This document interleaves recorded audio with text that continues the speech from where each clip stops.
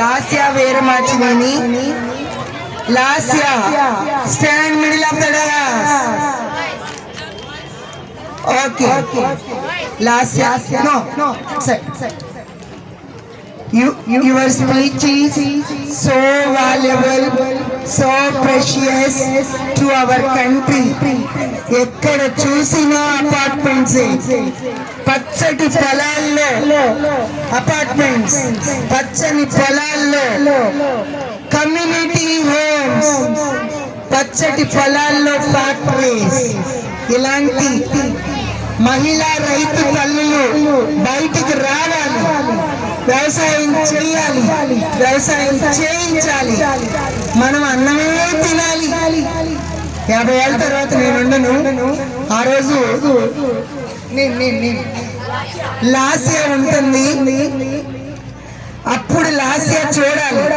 మరి సైంటిస్ట్ అవుతుందేమో, మేబీ ఏమవుతుందో నాకు తెలియదు, కానీ నేను సైంటిస్ట్ అవుతుందేమో అనుకుంటున్నాను. వ్యవసాయంలో నేను సైంటిస్ట్ అవుతుంది అనుకుంటున్నాను. అవ్వాలని ఇస్తున్నాను. ఎంత మంచి సబ్జెక్టుని ఎన్నుకొని పిల్ల ఇంతమంది ముందు, ఇక్కడ 600 అబవ్ ఉంటారు. అంతమంది ముందు అంత టాలెంట్ గా, కరేజియస్ గా చెప్పిన Lasya, big applause to her.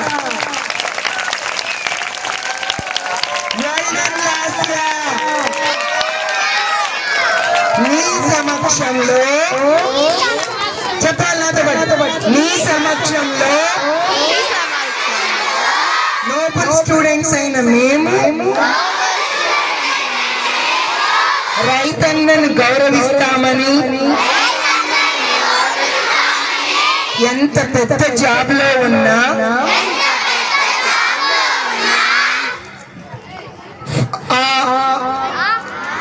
వ్యవసాయానికి సంబంధించిన పండించిన పంటలకు రేటును నిర్ణయించే అవకాశాన్ని